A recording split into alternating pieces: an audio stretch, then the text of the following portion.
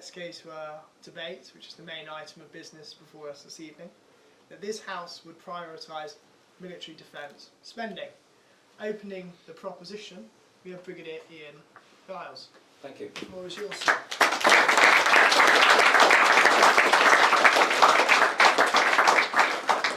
Excuse me speaking from notes, but I've been told if I go over 10 minutes I will be castrated, so I'll stay with the notes and a bit of ad hoc, maybe. Ladies and gentlemen, esteemed members of the Durham Union, it is genuinely an honour to be stood here, and particularly in this wonderful university. A place of great learning, a place where debate is famous, a place where opinions are sought. And the debate this evening really is a spirit of robust discourse and strikes at the very heart of the security and well-being of our nation. If I may start with the story of NATO. When the Poles were accepted to NATO, when any nation, a new nation comes into NATO, it is customary that they give a speech at the NAC. And the NAC forms and all the important people there who aren't really important but think they are there, and the generals are all there, and the Polish, this is a true story by the way, the Polish general stood up and he said, before I do my acceptance speech, I would like to tell a story, as I'm doing now. People often ask me, as a Pole, who would I kill first, a German or a Russian? That was the audience reaction at the time. And he said it's quite simple. Always a German. Germans weren't too impressed. The Russians, who were Partnership for Peace, thought it was quite funny. And he said, why a German? It's quite simple. Business before pleasure. I'll crack on with my speech, that didn't go around too well. Okay. To be prepared for war is one of the most effective means of preserving peace. Those words are attributed to George Washington. Capture a timeless truth about the role of military strength in safeguarding a nation's security and prosperity. History, and you tell me if I'm wrong, has consistently shown that nations which maintain strong defences are far better equipped to preserve peace and deter aggression than those that neglect their military capabilities. This is not simply a theoretical concept, it really isn't. It is a practical necessity, rooted in both historical precedent and contemporary realities.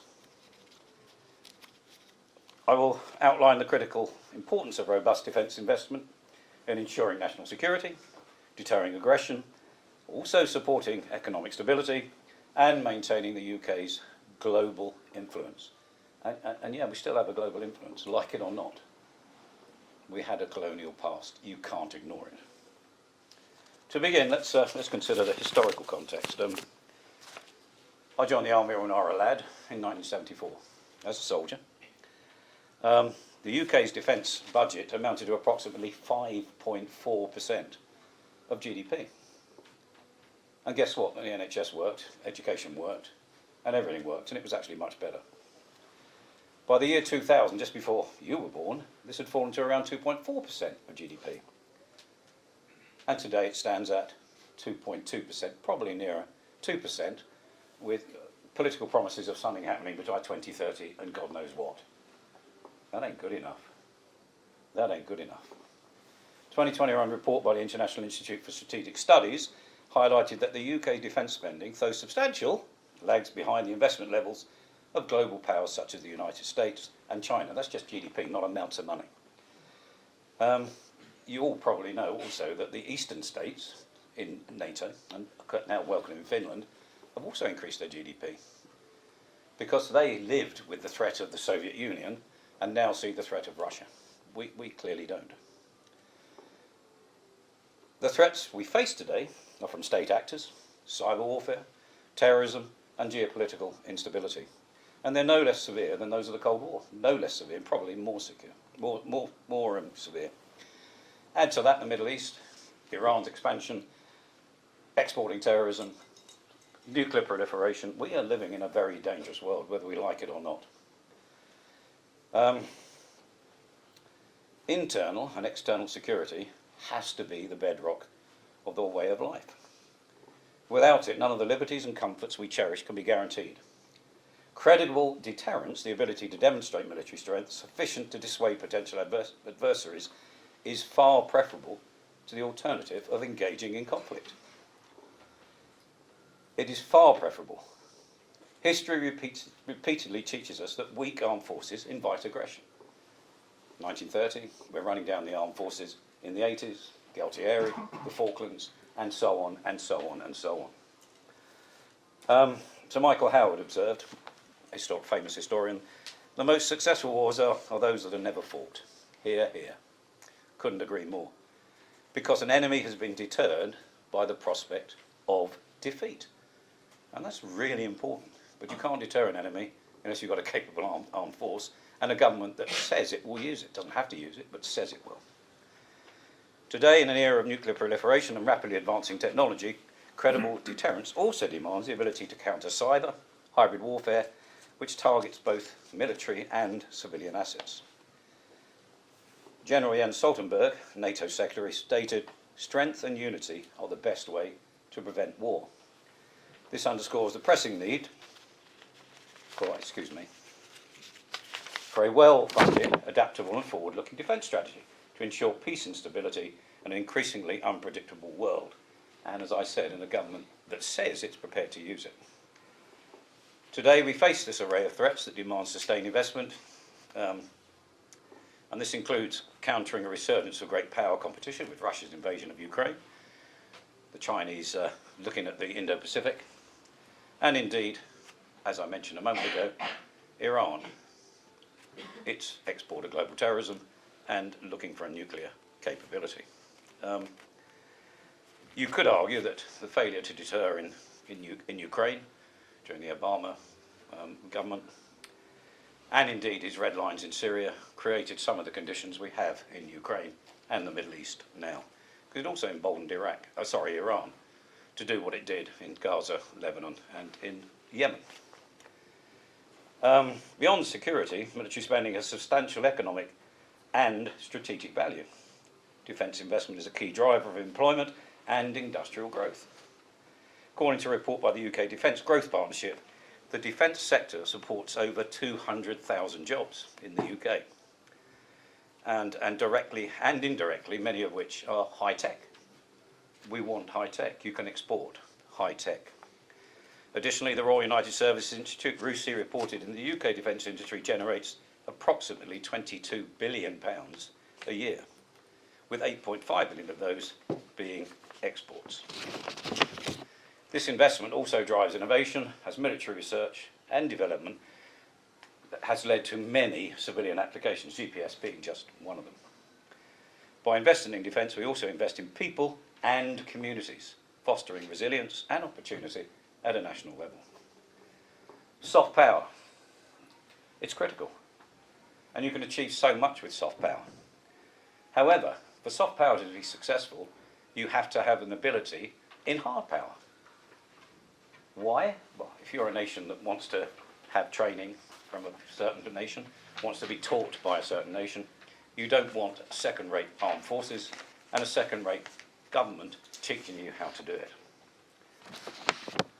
The House of Commons Defence Committee said soft power enhances the UK's standing and facilitates diplomatic engagement, proving that investment in soft power is as critical as investment in hard military capability. As I said, the warning is, if you haven't got the hard power, those nations don't want you. So you lose that huge soft power capability. Let's also consider the broader context of government spending. Defence accounts for approximately 2.2%. I should say it should be 5%. Everybody in this room should say it should be 5%. But what about the NHS? What about education? Well, in 1974, when it was 5.4%, the NHS worked really well. I know, I used it. Education was brilliant because they produced star people like me. Thank you.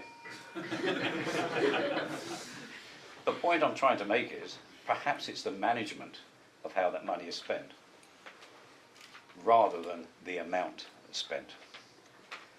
Nearly finished. Might even be on time.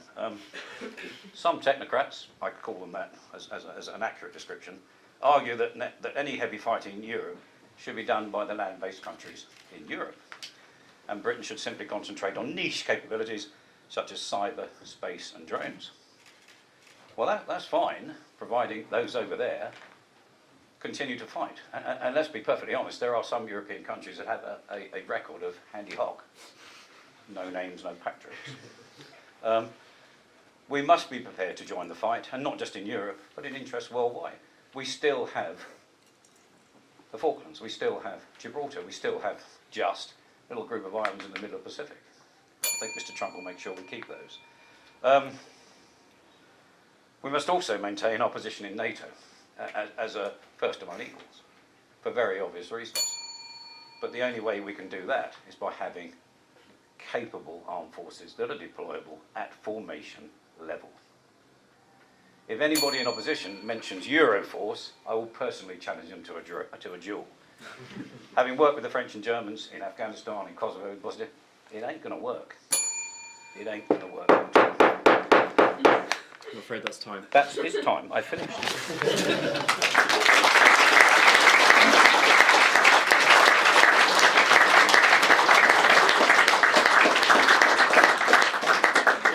You missed my last joke, which was really good. If you give it to me, I'll use it. Now we invite Derek Mooney to open the case for the opposition.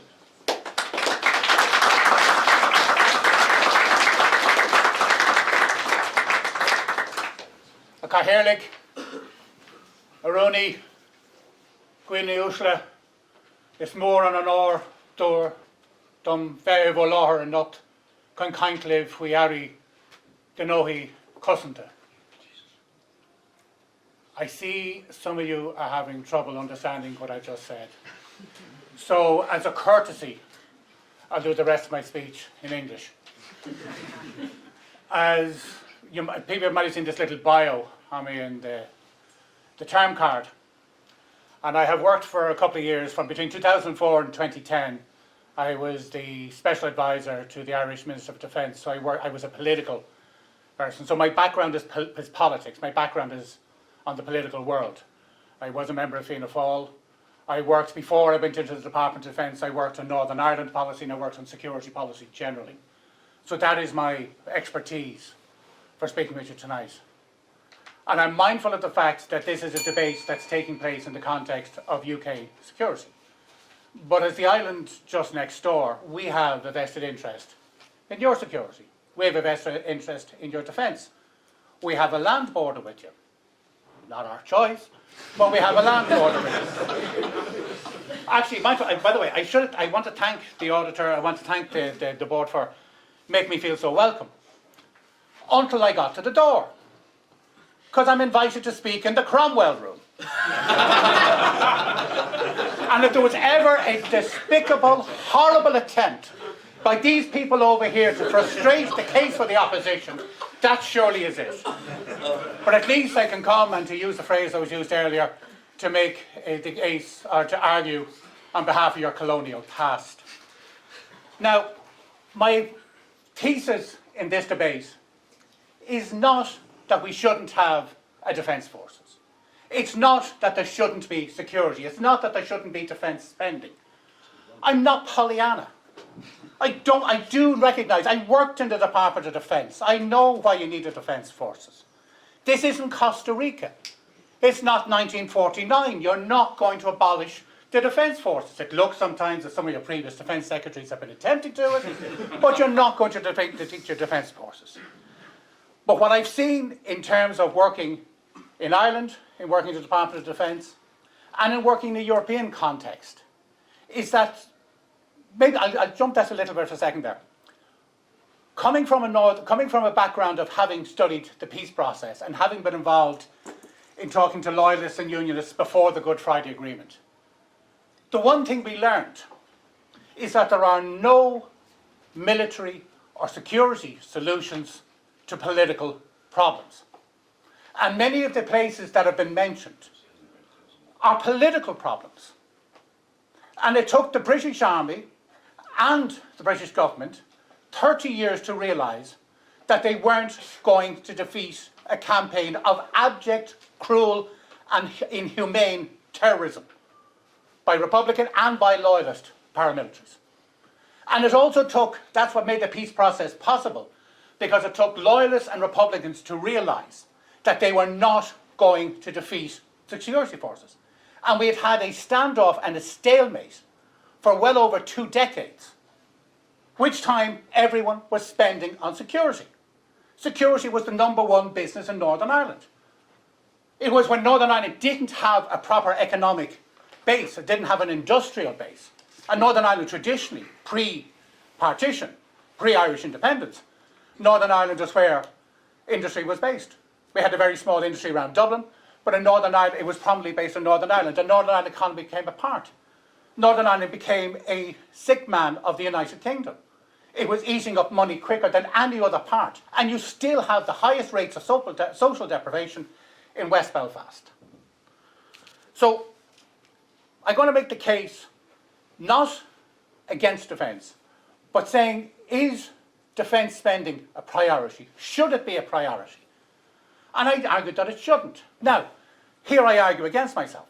As I mentioned, I was the Special Advisor to the Minister of Defence for 6-7 years. And during that time, the Irish Army consisted of 10,500 personnel. Our budget was around £1 billion. At the moment, the Irish Defence Forces stand at 7,400. Not because of any great strategy, but because of absolute neglect. So I have been arguing for the last 6 or 7 years, criticising both parties of government, all the different parties that are in government, including my own former party, that they are missing defence spending. Yes, we should spend money on defence. And I think Britain, somewhere, I just look at the figure there, somewhere around, let me see, 2.3% of GDP, and is expected to go up to 2.6% on military expenditure, defence expenditure. But one of the things we discovered, one of the things we realised in Ireland, of the 1.2 billion we spend on defence, 70%, actually nearly 80% at the moment, goes on pay and allowances. In Britain, I think it's around 20 to 25%, about that. In the United States, 37%. Where's the rest of it going? Last week, we saw Joe Biden give his farewell address as president. And many people, myself included, would argue it was a far better address, it was far more constructive, it was far more coherent. It was almost far more forward-looking than the inaugural address given a couple of days later. But in 1961, before Kennedy's famous inaugural address, Eisenhower delivered his parting address, I think it was on the 17th of January. And he talked then about the military-industrial complex. And he warned America in the future. He warned America of the dangers of it. Because that's what that other 80% or 60% goes to. Goes to industry. Now, I run a network of European HR directors, some of whom are armaments manufacturers. I don't have a philosophical problem with that. But if you're spending money on defence and it is going to large multinationals, then are you getting security? Are you getting, pardon my phrase, are you getting a bang for your buck? Are you getting value for the money you're spending? I would argue not. But this is what Eisenhower said, and it comes straight to the point today. He argued for, now he was against, he was warning of the dangers of the industrial military complex. And he was making the case against it, but didn't set out kind of, and as an outgoing president, why would he? He knew there was somebody else coming in. But his warning consisted of this, and he said the one thing that he felt that could address it was, and I quote, a reasoned balance between defence and our other needs. And that's what we're arguing for on the opposition. A reasoned balance. Picking 5% and saying we must spend 5% on defence, I cannot see the logic of it. No more than I can see the logic of Ireland spending 0.2% of GDP, which is what we spend in defence. Both numbers are wrong. But it should be based on the actual threat assessment. And what is a threat assessment today? So if we look back at Stephen Pinker argues that we're now living in a safer time than we have ever before. Levels of literacy are higher, levels of poverty are lower. The world is theoretically a safer place, but it's not absolutely. The 2024 Global Peace Index shows that, I can look up now, shows that global peacefulness has deteriorated for the 5th successive year. So while we'd had maybe 2 to 3 decades before then of things getting safer, fewer wars, reduced global conflict, reduced violence, even in terms of people's safety, even in terms of crime rates. Well, you've seen that for the preceding 2 decades. For the last 5 to 6 years, you're now seeing conflict on this. What they did, the Global Peace Index, it takes whatever it is, 180, 190 countries, and it rates them 1 to 5 from where they are. So if you're 1, very little chance of conflict, very little chance. So Ireland, Israel, sorry, my apologies. Talk about getting it wrong. Ireland, Iceland are at 1 on that scale. And others are right up at the forefront. So places like Yemen, Nigeria, obviously, actually it is Israel, Russia, etc., Ukraine, are up at 5% on that scale. Because the threats have changed. So now we have cyber threats. And the perception of safety varies significantly across regions. And it's influenced by regional contexts. So I said about this kind of global peace and where the trends are going. So extreme poverty has declined significantly from 30% to 36% of the global population to 8.6% now. That's from 1990 to about 2020. And you're saying, what else do you spend the money on? Well, you spend it on the soft power. You spend it on educating. You spend it on making people feel satisfied. You spend it on solving the political problems that so many parts of the world face, that so many regions face. And your investment is in diplomacy. It is in that soft power. So I don't argue for not having a defence forces. I don't argue for not spending on security. I don't argue for not spending on defence.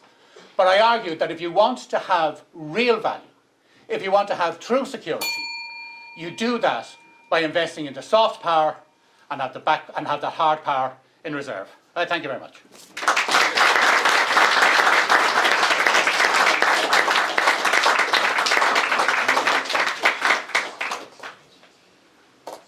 May I invite now the second speaker, the proposition, to open his case.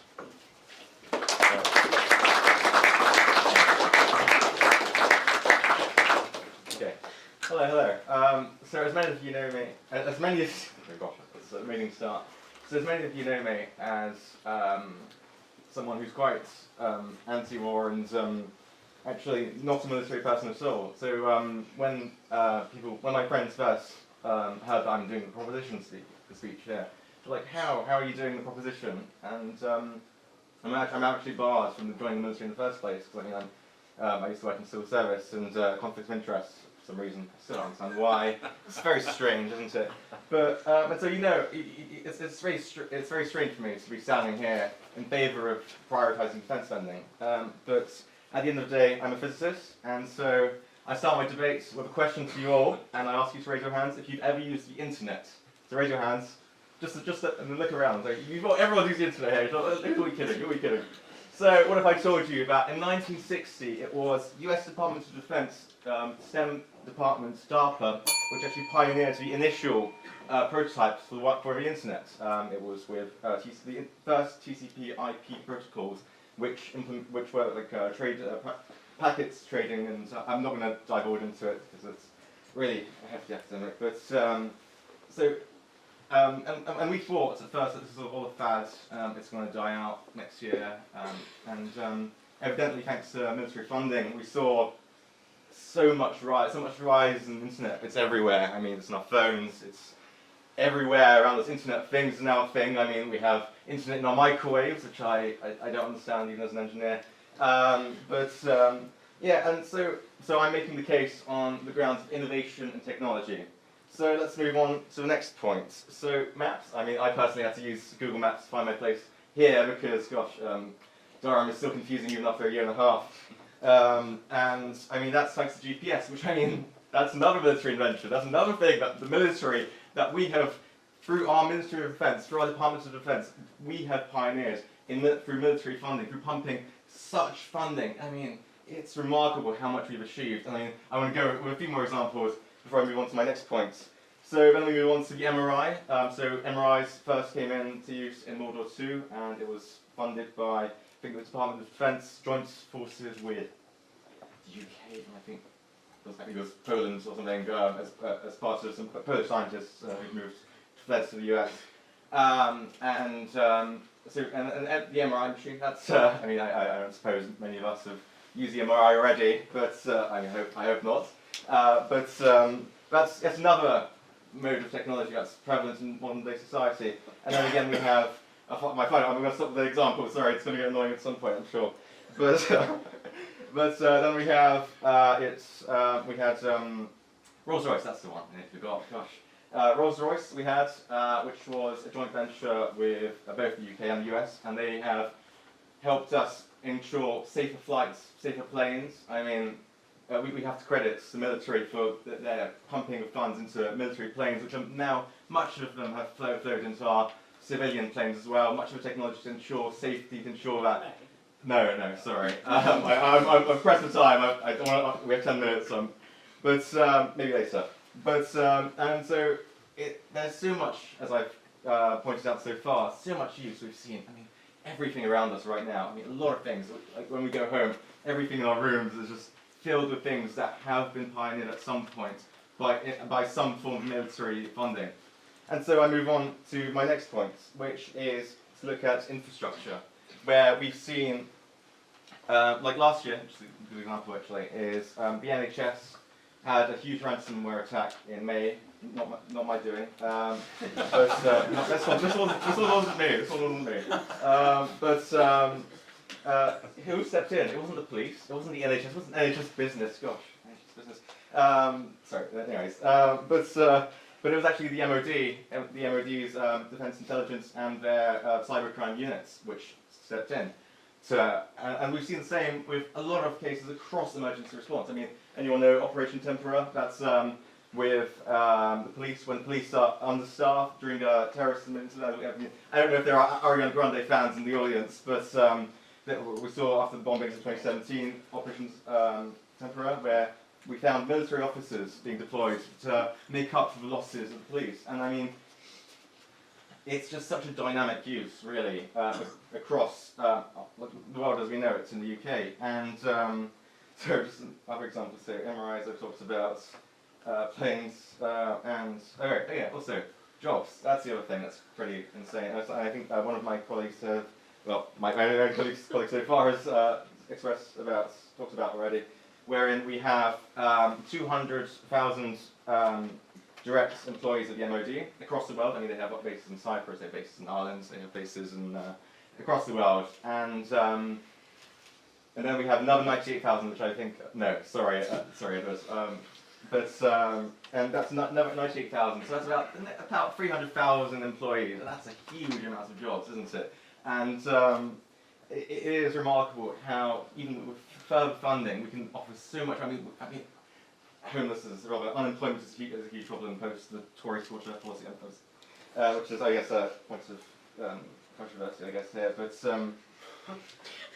sorry, yeah, yeah, and so yeah, we need to sort this unemployment. I mean, we're funding the military, we're funding defence. So much can be achieved, so much more jobs can be pumped into defence. I mean, we've seen it's one of the large. I mean, there are quite a few future civil servants, I should say here, and we've all probably seen that sort of chart where we see the amount of civil service departments breakdown of employees, you know, and we see, I think MOD is right now top 3. I think they, because of 397,000, just like DWP, and I don't know the other one, but it doesn't really matter. But so yeah, but there are huge amounts of jobs opportunities for not just, I mean, we've raised technical and high-tech jobs as well, but there's also white-collar jobs, blue-collar jobs. It's just such a diverse range of people. I mean, it ranges from the very specialist senior executive officers to just basically everyone, from all forms of classes and all forms of education. And so jobs, very important. I mean, as I'm sure we all agree, I mean, we're all looking for jobs after we graduate, aren't we? And the final point, because I'm hoping I'm not running out of 3 minutes. So 3 minutes, amazing. Right, okay. And the final point I'll make is education. I mean, who here went to cadets? Who here went to these RAF sort of information events and all these sorts of educational incentives promoted by the MOD and their branches of the army and such? I mean, we've seen such efforts from the defence sector to pump people into science and engineering. And as a scientist myself, I mean, it is a huge problem where we have such a lack of minorities, we have such a lack of women, we have such a lack of people of colour in science and engineering, and who has been at the forefront to ensure that the MOD, to ensure that science and engineering is more diverse? The MOD, defence sector. They have consistently, I mean, right now there is a programme, I mean, it's the SCL which does it, where they specifically look at, they specifically recruits women, people of colour, underrepresented groups, because, I mean, it is a huge problem where we don't have enough people from these groups, and they feel, a lot of us, like myself, I'm Iranian, I mean, my career prospects in defence are a bit, you know, yeah, I mean, my academic advisor, when I first came here, they were like, you're not considering a career in defence, are you? And I'm like, no, I'm not. They're like, oh good, because I noticed you're Iranian. So, I mean, it is really, it puts me off. It put me off at first, but I really like defence. I mean, as you can probably look at my CV, I am really passionate about defence, and I felt personally I felt like I had no chance of getting in. But then I found the MOD and all their branches have some form of way of inclusivity for people who may have dual nationality, may be from an underrepresented group, might be from underprivileged backgrounds. I mean, it is remarkable how they have offered such incentive when other sectors, across the private sector, we have not seen that same amount of. We have not seen that same amount of passion to introduce a more diverse workforce in science and engineering. And so I move to prioritise defence spending. Thank you very much for your time. Thank you.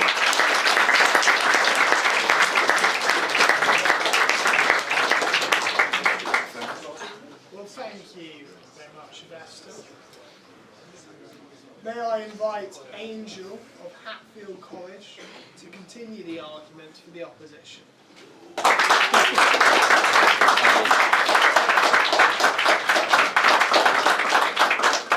Can I just say, Avesta, you'd make a great lecturer. I mean, I'm a law student, I can barely count, but I was locked in for that. Look, I cannot rebut the case that in many instances the military does good for the people of this country in creating opportunities, in creating innovation. But that's for a certain portion of the country. And my argument is more focused on what it would mean in our democracy for us to say that our priority, or one of our top priorities, is military spending and increasing our defence. Because at the moment, I do not believe it is in either our security interests, nor even in our national interest, to begin. Obviously, we need more money in defence, we need to upgrade our defence, but to prioritise it, to put it at the centre of the national agenda, I don't think that's in our interest. For all of the people in this country, obviously, I do support what our military does. You know, I'm not a raging pacifist. I like a shower once in a while. You can, I don't know. So, you know, I'm not. I like our military. You know, I like our nuclear deterrent. I'm pro-peace. So yeah, let's get into it. So, first off, you need to talk about, if we mean to keep Britain safe, which is one of the most important things our military does, there is a lot of unsafety, and not all of that unsafety comes from foreign threats. In fact, if you look in the last 50, 60, 70 years, a lot more of the threats to the average British citizen comes from terrorism, violent extremism, violent crime. So, for example, you know, the nail bombings or what happened in Southport last summer, than it does necessarily from foreign threats. Obviously, foreign agents often have a role in that, but it's not always by the action of foreign intervention. And obviously there's a very cheap point to be made, which is let's fund the police more, right? That keeps the average person more safe. And if we want to make that point, let's make that point. But I think there's a more nuanced point that can often be made, and particularly relates to terrorism and extremism. You know, case in point is Southport, which is happy people don't tend to do these things. I don't know if you've seen that now infamous video of the Southport protester who's, you know, getting ready to get into things, and he takes a brick to a rather unfortunate region. He doesn't seem like a happy person to me. I don't think happy people tend to involve themselves in those kind of things. And if you look at Southport in particular as a case study, what was one of the main slogans? You know, our country's not working, let's get our country back. The fact of the matter is, we have, as the first speaker mentioned, we have a great many problems in this country. Things used to work in a way they don't anymore. Our welfare state in particular, the NHS, our education system, but housing. There are broad socio-economic problems facing this country, and a lot of the time that people facing those pressures turn towards violence, and in some instances turn towards extremism and terrorism in order to achieve some sense of relief or feel they're making an impact on their national narrative. So my question is not only, I can't pretend I've got the silver bullet right here, let's solve terrorism by putting 10 million more into the NHS. That's not going to happen. But what I can say is, what would it mean for those kind of people? These are people who are broadly politically disenfranchised, they feel disillusioned with our democratic institutions and our system, and they're waiting for some kind of relief. And we're going to go, yep, let's spend more money on guns or on cyber warfare or that kind of thing. I don't think it's going to necessarily be productive to keeping Britons and Britain safe. Also talking about soft power. Soft power is something very, very, very important in not just keeping Britain safe, literally, by maintaining our diplomatic institutions, NATO that keeps us safe if we're ever attacked by a foreign agent, but more broadly in helping the British consumer, trade deals, regulation, this is the Durham Union, I'm not sure, maybe there's some people who aren't exactly in favour of regulation to the same extent that I am, but, it's there. And that's something definitely worth talking about. Trade relations, international development play a major role in keeping this country safe through allowing us to interact with other countries. And look, whether you like him or you hate him, I know what side of the fence I stand on, the Trump presidency is going to have a very major role in our relations, not just with our European partners, but with our special relationship, one of our most important diplomatic relations. And there's going to be something of a power vacuum. I mean, this is an America first, fairly isolationist, fairly self-centered political doctrine in relation to foreign policy. We need to come to terms with the fact that there's going to be increasing emphasis on us, i.e. Europe as a body, to protect themselves. And we should really get in on that in the sense that we can be using that opportunity to make connections, be that through heads of state meeting, through trade deals, through international development, to ensure that we take full advantage of that in order to keep this country safe. Point of innovation. Sure. How can you ensure our security and partnerships with these European countries without further funding, though? Simply through soft power. I mean, don't get me wrong, I totally agree that you need a hard element to it, but I simply don't, I think you can still do that without absolutely prioritising defence spending. We're not living in the era of gunboat diplomacy anymore. We're not going to rock up with a warship and say, hello chaps, we'll sell you some tea. How does that sound? At the end of the day, we need... Very quick one. Sure. Yemen disproves that. We sent gunboats to Yemen. This is true, but I think Yemen's the exception that proves the rule, I suppose.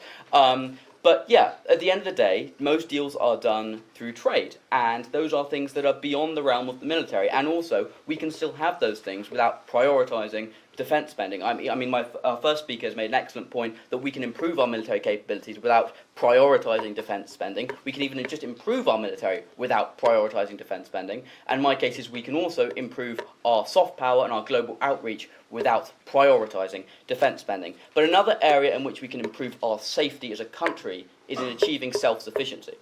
If you look at what happened to, our cost of living after the war in Ukraine, we cut off our supply of fuel from Russia. That was terrible. And in any country, that shouldn't happen. And there are ways we can go about that. We can invest in, domestic green energy. We can get involved in fracking. You look like you're about to puke. But no, at the end of the day, these are important things, because why should we be reliant on a foreign power in order to keep pensioners' fuels heated? If we want to freeze pensioners to death, that should be a decision made by His Majesty's government, as it has been. But yes, so the final point I just want to make is a very brief one. It's a very cheap one, which is why I've left it till last, but I think it's still worth saying, which is, if there's going to be a major war, and I don't mean a scuffle elsewhere or somewhere on the continent, I mean a major war involving Britain that would pose an existential threat, it's going to be over in a few hours. I know it's a depressing realisation, but if we're going to go full out, we're going to go full out. We have nukes.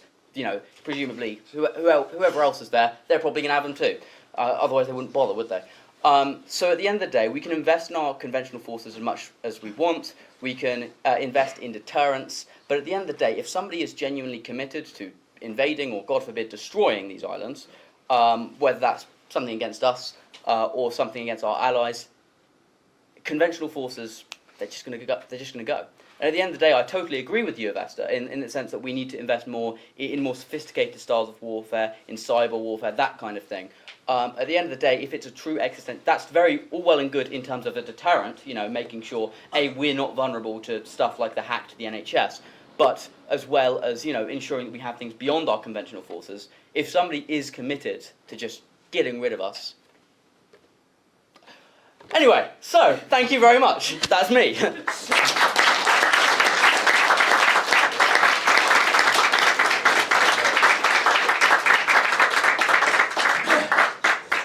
May I now invite Andre, the final speaker for the proposition.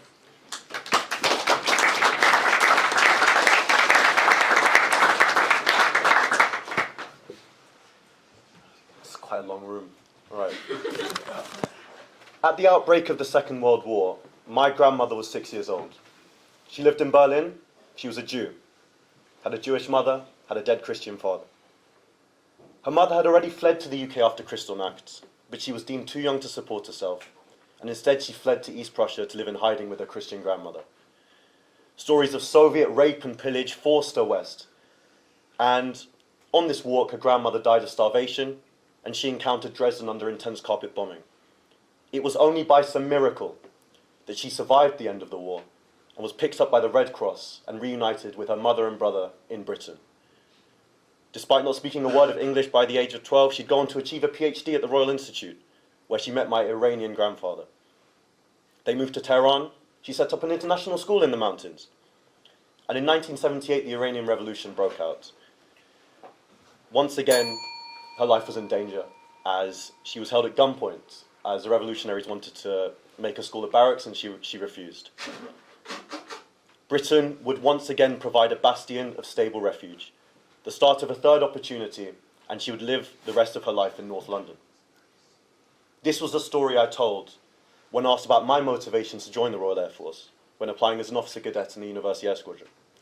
It's the same story I told a year later in one of my officer and aircrew selection board interviews during my pilot application. But why?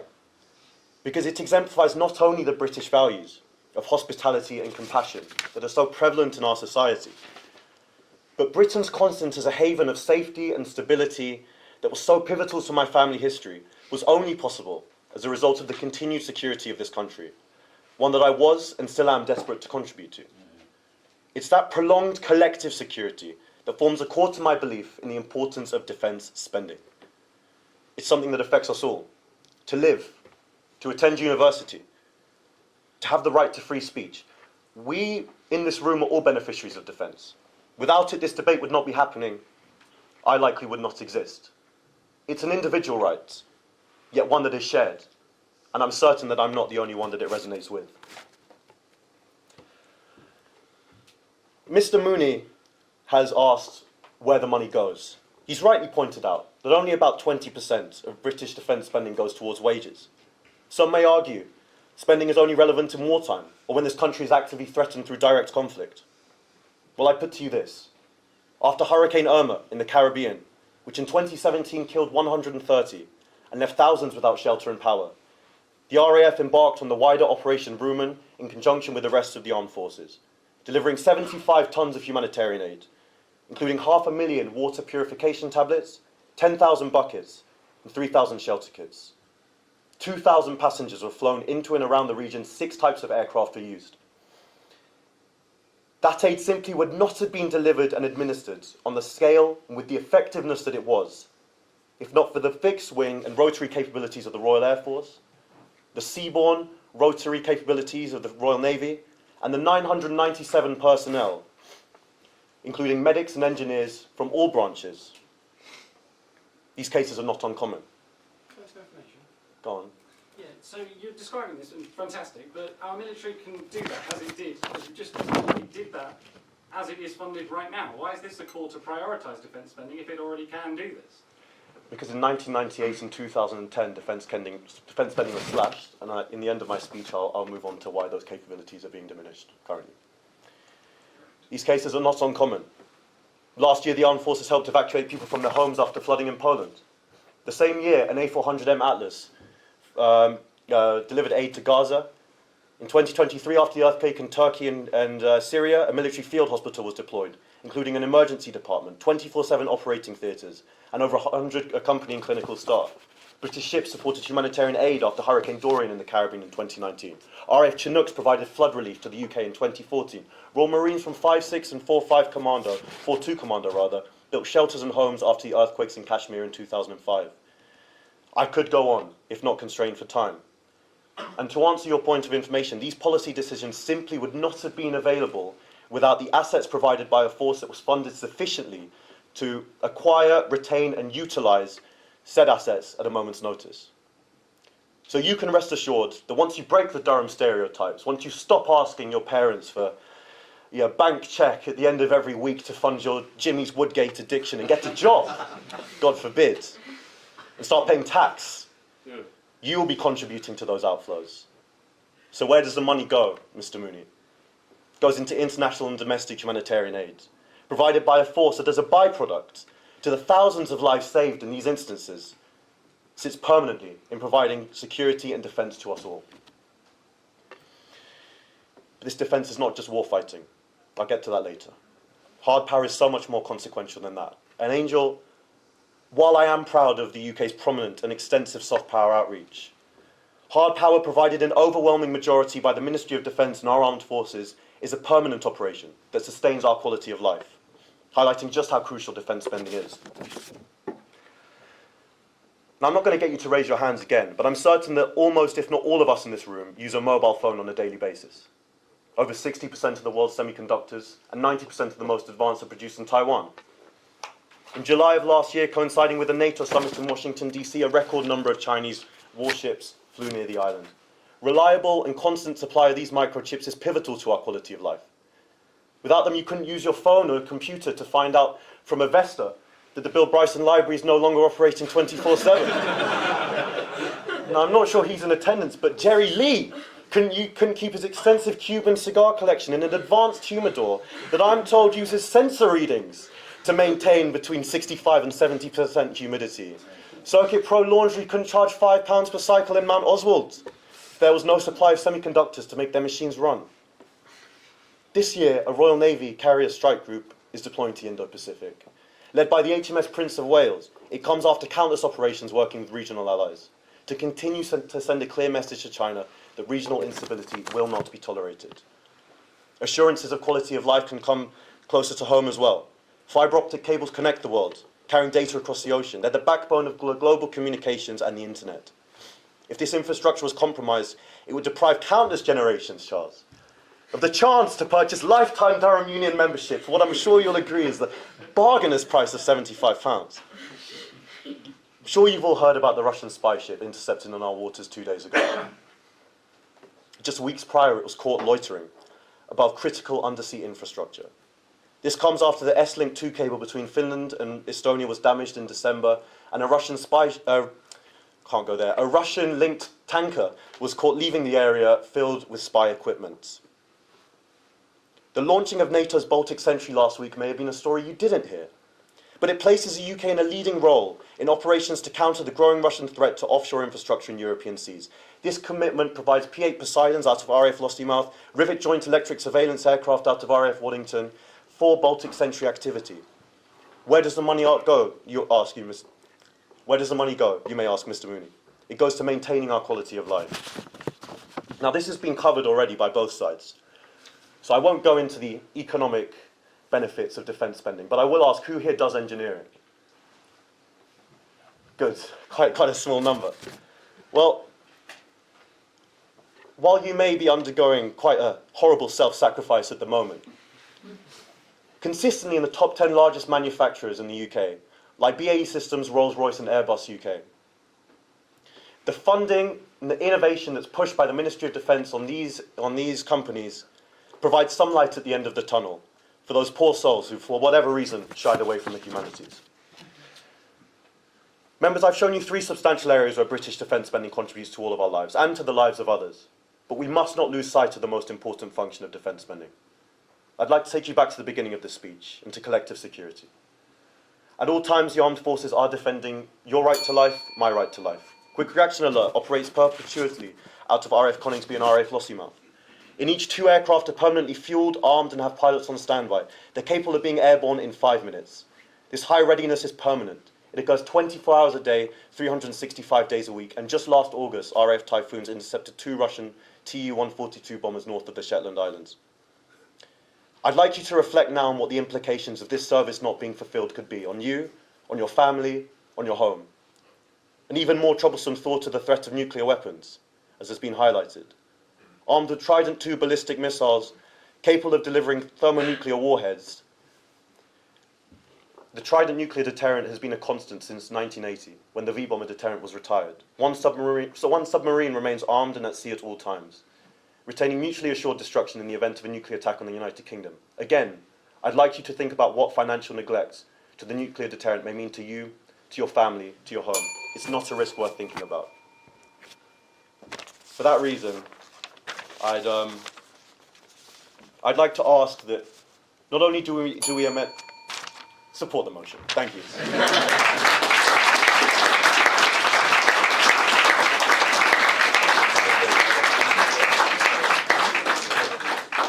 Thank you, Andre. Could we now have the concluding speaker, please, for the opposition, India Jubb.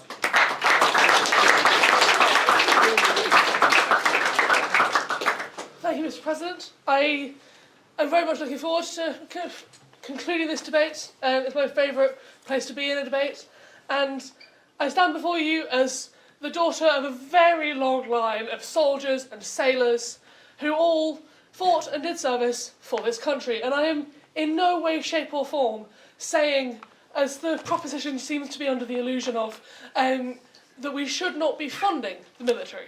That is not what I think any of my colleagues and I are saying. We're just saying that it shouldn't always be the priority, that there are other things that we need to be focusing on in this country in order to have a country that is worth defending and that we want to defend.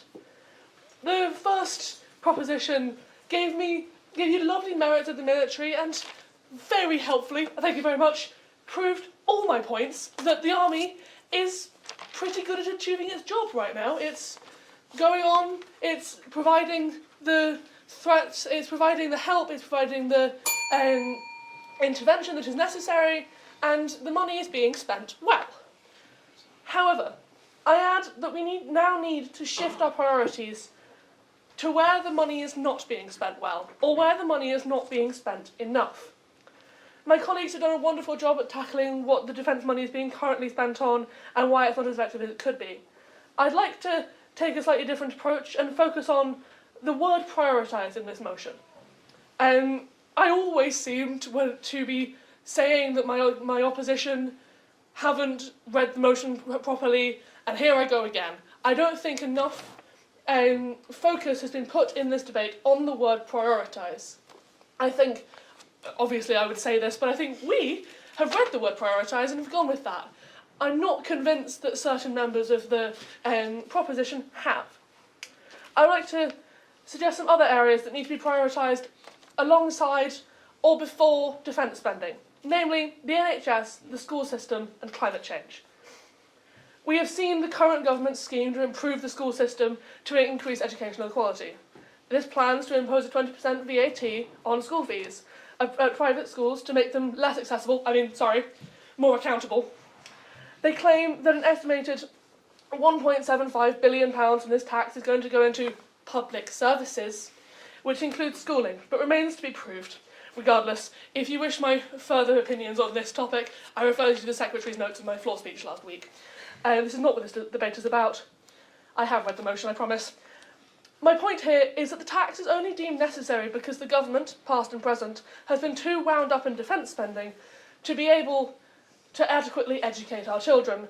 The House of Commons' own library, says the British government plans to spend £59.8 billion on defence in the 2025 financial year, which is an increase of £6 billion since last year, and is £5 million more than they are planning on spending on schools.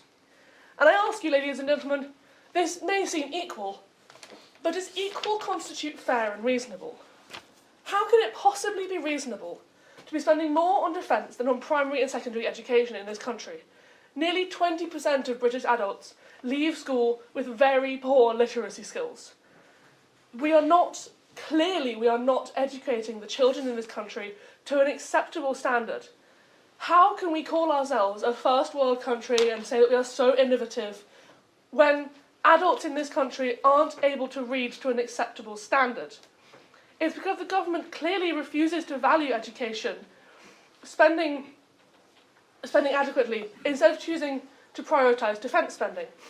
This misplaced prioritisation clearly has significant detriment to society, as I hope will be obvious to you, as we can see through the appalling literacy statistics. And so I argue that the House would not prioritise defence spending.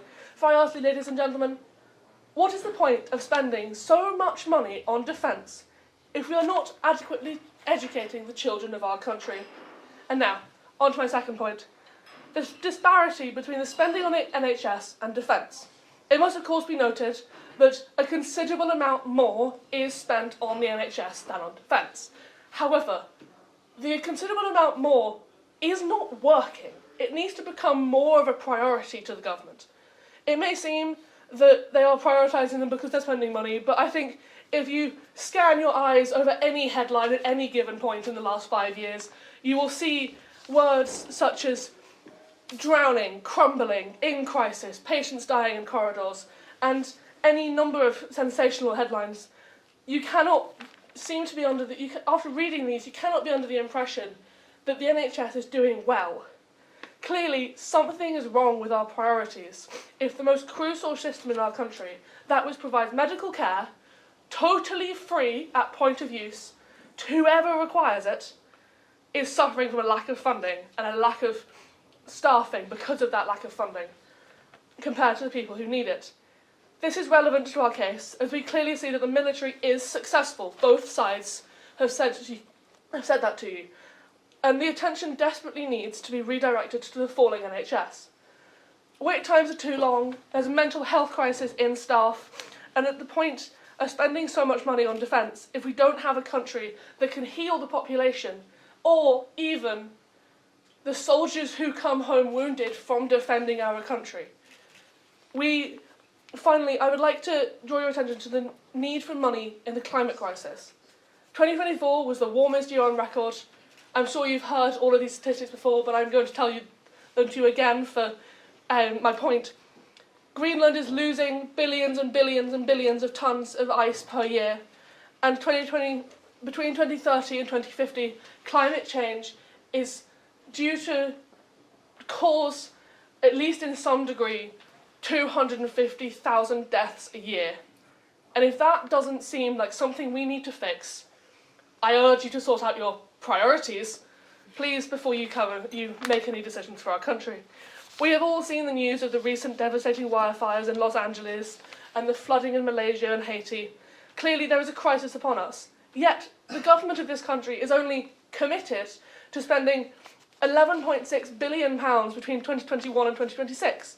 That's the same amount in 5 years as on defence in 2.5 months. I ask you, can this possibly seem reasonable? It must be seen that there is a clear warping of priorities that needs to change in order to save the planet we call home and in order to have a country to defend at all.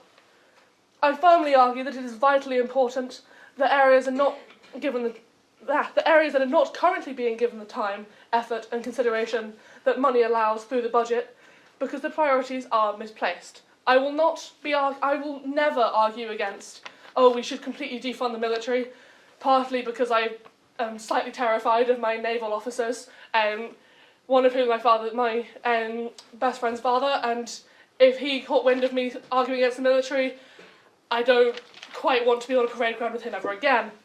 I'm not saying that we should not be spending money on the military or the defence of this land. Instead, I'm saying that we need to shift our priorities from a militaristic spending and spending lots of money we famously don't have. Any politician will tell you that the other party doesn't have enough money and is spending it wrong. Quite how both of them saying this about each other tells you quite a lot about British politics at the moment, but that's a separate issue.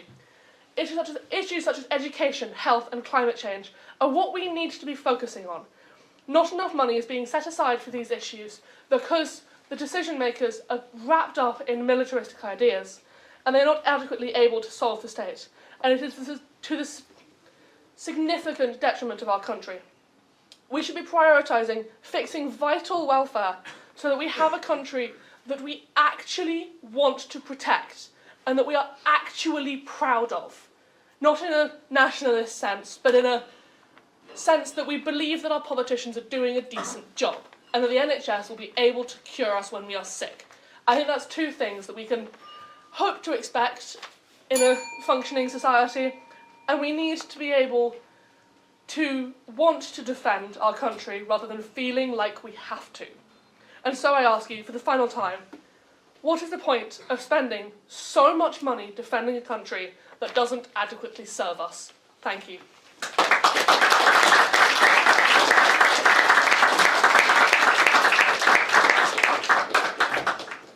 Thank you very much. India, now it's the time for you all to have your say. We've got time for a few full speeches. Please raise your hand. When you come up to the front, tell the secretary your name and college. Sorry? Speak up. You've got 2 minutes, okay. So any hands? The gentleman there with the cap. Hello, Charles. I'm sorry, before we start, could I get some water? If you don't mind. Yeah, sure. Yeah. Awfully thirsty. So what's your name and college? Owen Tang from Corporate Society. That's enough. Oh. You're not going to be up there that long. Right, may I begin? Yep. Right, so the economist Ray Dalio, in his study of world powers, proposes that military might is the last form of diplomacy. Hard diplomacy. And frankly, this is quite obvious, because international law has proven time and time again that it isn't ruled by customary international law and treaties, but instead by military might. So, let's take President Jimmy Carter's approach to the One China policy in the 1970s as an example. At the height of the Sino-Soviet split, to counter communist influence in the East and forge closer ties with China, Jimmy Carter recognized the One China policy, only for this to be reneged on post-Cold War when the threat assessment shifted from Russia to China.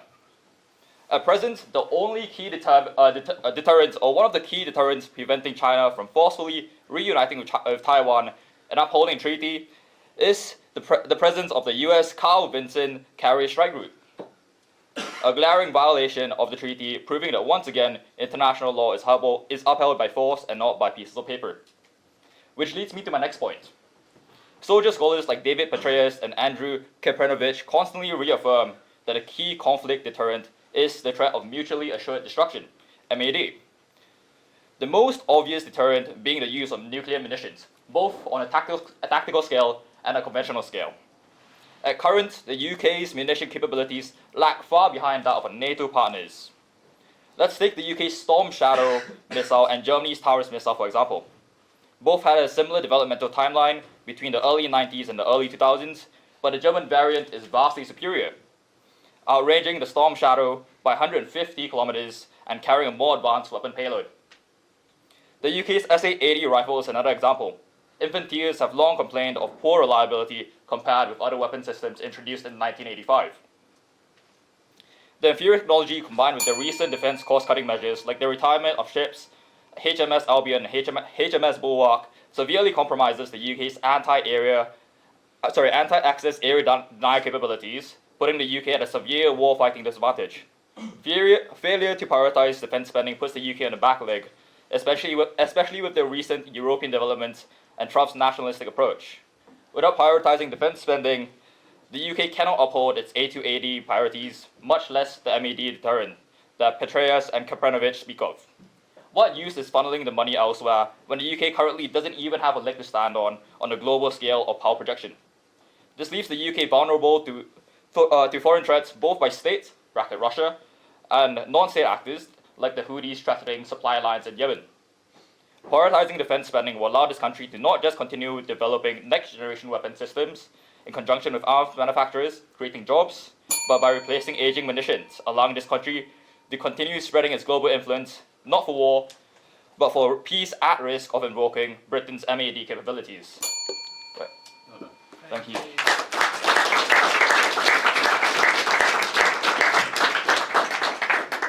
Any further floor speeches?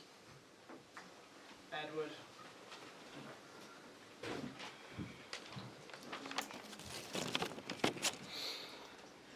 Like I'm sure everyone in this room can agree with me, if this were 1939, I would be proposing this motion. I'd be one of the first people to sign up and sit on one of those chairs and call for as much defence spending as possible. Because during this time, our enemies were clear. We knew exactly what we had to do.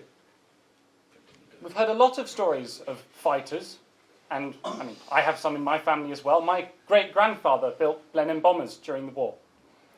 But today isn't 1939. I'm sure we're all quite happy about that. But Britain doesn't have any enemies today. I hate to burst your bubble, but the Russians aren't coming. If the Russians really were coming, and we've known this, no thank you, and surely, as you might say, we've surely known this for years, right? If the Russians really were coming, we wouldn't be having this debate, because all of NATO would be on wartime economies at this point. This goes back years. In 2008, the CIA director at the time, Bill Burns, as you know, not at the time, he was a diplomat elsewhere, but he's also the former CIA director, warned the US that further Eastern NATO expansion would be seen as a threat from Russia. And I don't think this is a surprise whatsoever. I mean, what have we seen NATO do? We've repeatedly seen that NATO has absolutely no regard for international law. No. We've seen this in the assassination of Gaddafi. We've seen this in intervention in Serbia, bombing them for 78 days. We've seen this in Afghanistan. So, what can we learn from this? The Russians don't want war with the West. But you want war with the Russians. See, if we really want to defend ourselves, as Angel pointed out, we need to be investing in our own economy. We need to be investing in education, in healthcare, in food production. We don't need more tin hats. We need to put on our flat caps and welly boots, and we need to follow in the footsteps of our president just here. Because the most vulnerable economy you can have is a service-based economy. We don't produce anything. I mean, what do we make? I'm a party planner. I'm a pencil case organiser. Oh, I shout on panel shows. What did we used to do? We used to make steel. No, thank you. I'll leave it at that, actually.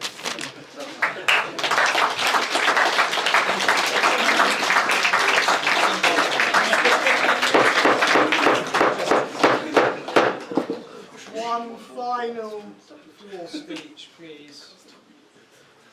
The gentleman with the hand at the back, just behind you, sir. Yes, you, sir.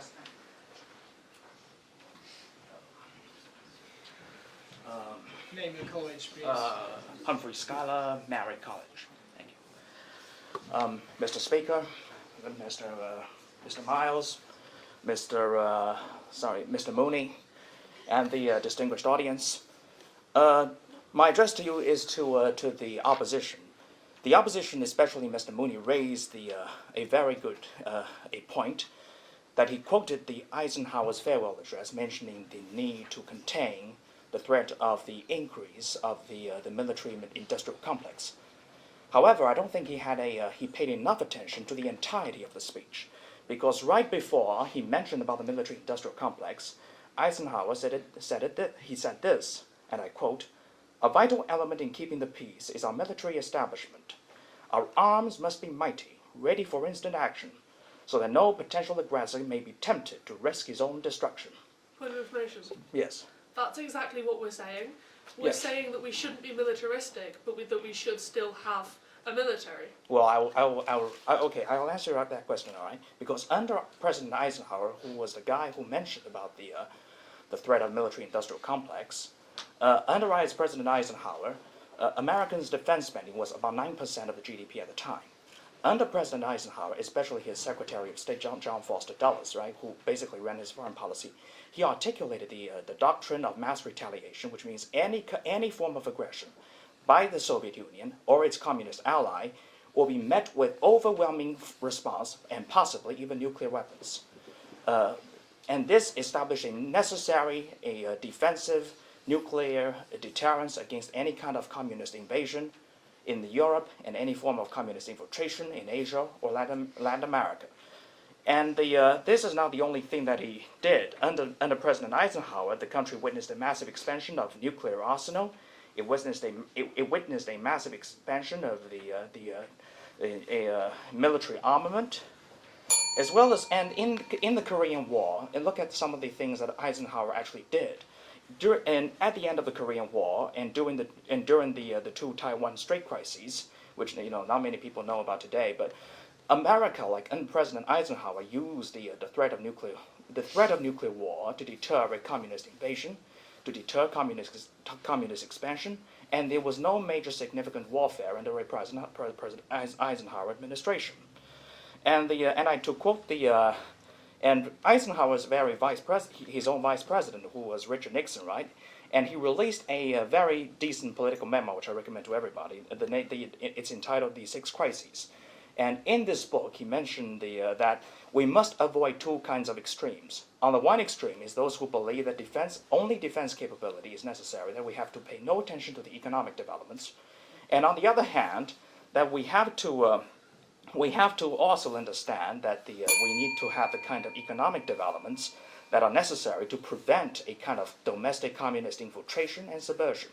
But that doesn't mean, and judging from the policies of Eisenhower administration, that doesn't mean that defense capability is not the primary concern of a country. Thank you very much.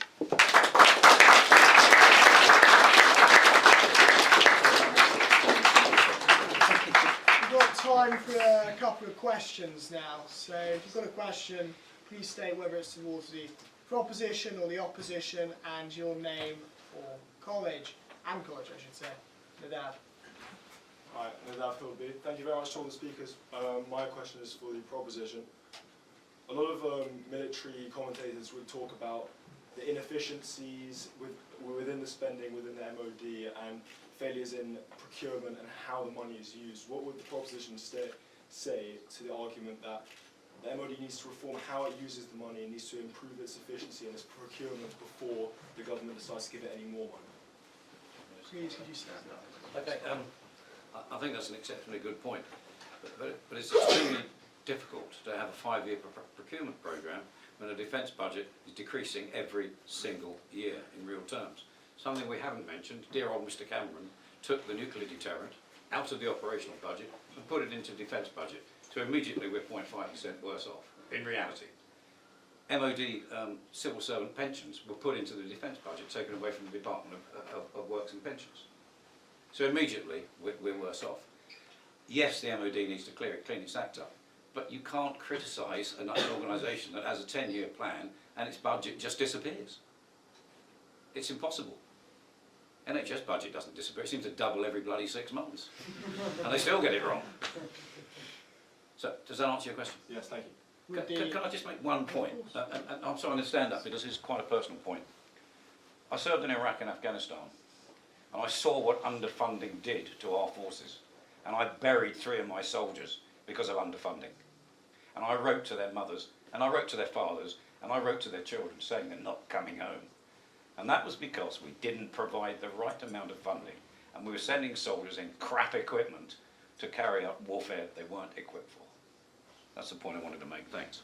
Sorry I was a bit emotional, but it brings back memories. With the opposition. The argument is that expenditure be based on the threat assessment, not based on a headline number. So if you have crap equipment, you replace crap equipment. Now you can call that a priority, but does it fall as a priority in the entirety of government expenditure? I just don't take that as an argument. And I take the point about Eisenhower, but he still made the argument for a reasoned balance between the two. And this is a guy, you're right, who has spent more on defence, but still made the argument for other expenditure, because the threats today are different than they were then. Now, as an Irish person, I can't really say the UK doesn't have enemies. Good job we protect your airspace and naval space. Actually, you don't. That agreement is about overflights that could threaten the UK. And I think it's a massive mistake for Ireland not to publish it.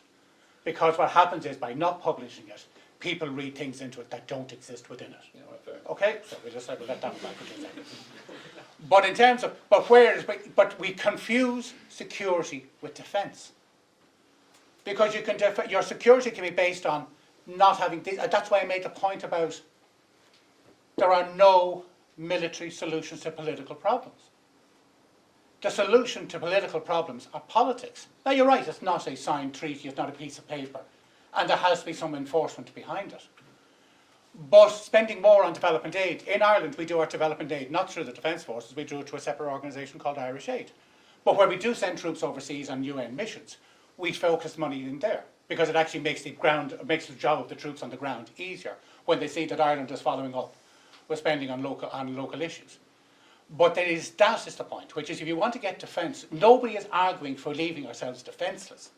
It is, do you get the right thing just through a military solution, or is it through a mix? And what we're talking about is that reasoned balance. Thank you. Any further questions? The gentleman just My question. Sorry, what's your name is and college, please? Thomas Hennigan Powell, University College. My question is for the opposition. This is India on your point about climate change. Why should it be our responsibility to pick up the Greenland ice caps melting and covering the cost of what should be a global issue, where most of the emissions of the world are coming from China and massive areas of production? Why should that be taken out of our defence budget when there's all these other powers creating emissions who should take more responsibility? Yeah. Thank you. the opposition. Sorry. If you are labouring under the illusion that the UK shouldn't be putting money into saving the planet from climate change, I fear you are living a very individualistic life. I fear that we may not be the biggest contributors. Point of opposition. No, thank you.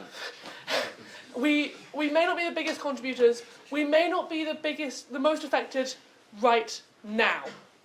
We are safe right now, right here. However, we know it's getting exponentially worse. We are an island nation, and I don't need to tell you what happens to an island nation when sea levels start to rise. It gets a little bit damp underfoot. And if you think that we are able to live our lives as a nation by not having to prioritise climate change in today's world, then I'm sorry, but that's not realistic.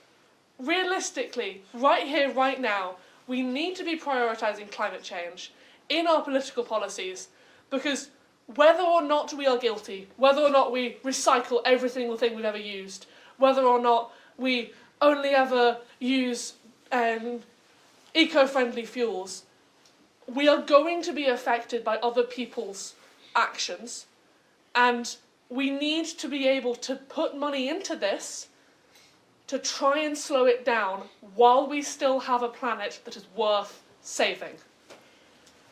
The proposition. I just want to make a quick question back to you. I mean, wait, do you know what carbon capture is by any chance? Yeah. So, who is one of the biggest funders of carbon capture technologies in the UK right now?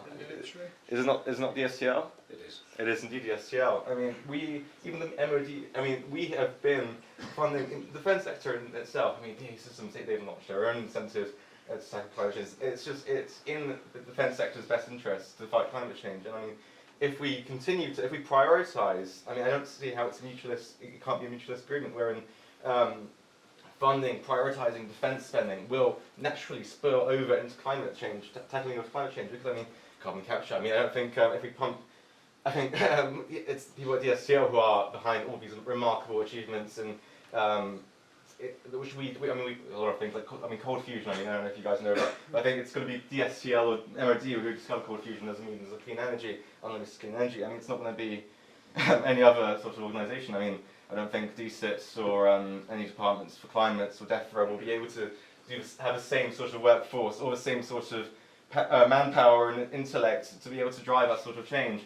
And so I really disagree with the fact that it can't be working. We can't really work together on that sort of point, because I've mentioned that I don't want to walk in all the circles, but we've seen countless examples of how defence has benefited modern society in so many other ways outside of defence. So how can't it be a benefit to climate change? How can't it be a benefit to tackling the melting of the ice caps? If it's going to be anyone, it's people at the STO, it's people at MOD, it's people at these sorts of forces and organisations who are we may not hear it yet. But maybe they've already discovered that maybe they're just working out the nasty bits of carbon capture. They're fixing it up. Sorry, yeah. Okay, thank you, but yeah, no. One final question. Brendan Alcus, Southbridge. Now, I was motivated to do this question by Edward's floor speech, which, considering the President of Russia has threatened on TV to nuke our island, I can't say I agree with. So I want to ask for opposition. One, do you agree with Edward's statement that Russia's not our enemy? And two, if Russia is our enemy, how on earth do we deal with that apart from defence spending? The opposition? Sure. First off, sorry, Edward, no. Just no. Regarding the second point, at the end of the day, Russia has a larger nuclear arsenal than us. They have a far larger, well, that's rapidly shrinking, but they had, a few years ago, far larger armed forces than us. But realistically, if Russia is going to stay true to their threats that they made on RT, but let's be real, if you've ever had the great displeasure of watching RT, you know that there's a lot of lies on there. Realistically, we'll be a bit screwed. Whether or not we start spending money now, we'll be a bit screwed. They have, nearly, 50, 60, a whole Cold War on us in terms of arms procurement. If we start now, we might not match them by the end of the century. So we would rely on NATO. We would rely, and obviously we already are members of NATO, we are protected by NATO, we would rely on our allies and our diplomatic relations to keep us safe, and so that's my answer. No. For opposition?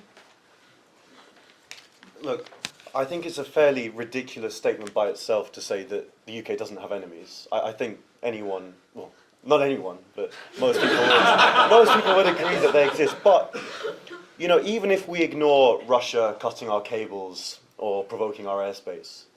Carrying out a nerve agent attack a few years ago. And carrying out a nerve agent attack a few years ago, there you go, on British soil.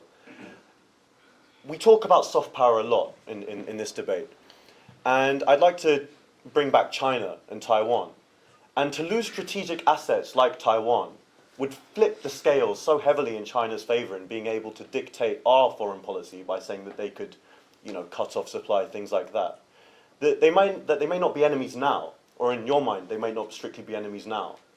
But to neglect hard power and to say that we're willing to tip the scales in the favour of other powers, which would diminish our own prosperity, is silly. And I think maybe it's a point that's not been touched on enough in this debate. Are our armed forces funded enough? We talk about prioritising defence spending, as opposed to just defence spending in general. I don't think they are. And this is actually in response to potentially your point of information earlier. They're not. In 2010, we had a strategic defence review by Cameron. One of the many services that were cut were the Nimrod fleet, our maritime patrol aircraft. It took over almost a decade and a half to get the P8s back. And the story of the Nimrod is one that doesn't show that our armed forces are funded. On the 2nd of September 2006, over Afghanistan, west of Kandahar, while Allied forces were carrying out an attack on Taliban insurgency, 14 men boarded a Nimrod MR2 aircraft to conduct reconnaissance. That aircraft crashed. There's an air-to-air refueling fire that was spotted in the Bombay.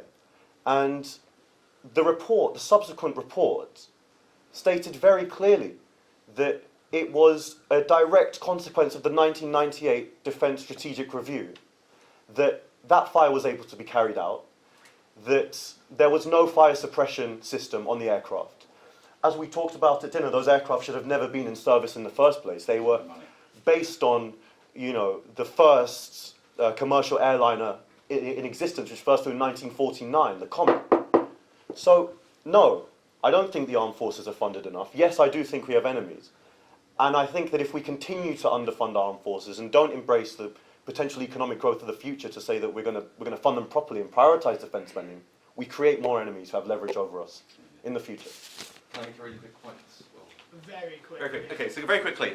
So Russians have developed, Novichok, as you mentioned, they've developed intelligence to deliberately target Chechens and don't attack Russian people at all. Who's to say that they won't tomorrow deploy some sort of nerve agent that deliberately attacks British people and leaves all the Russians completely free from all harm? How can we say that they are not our enemies unless they annex Jersey, for example? And we cannot say that. They're very much our enemies. Thank you.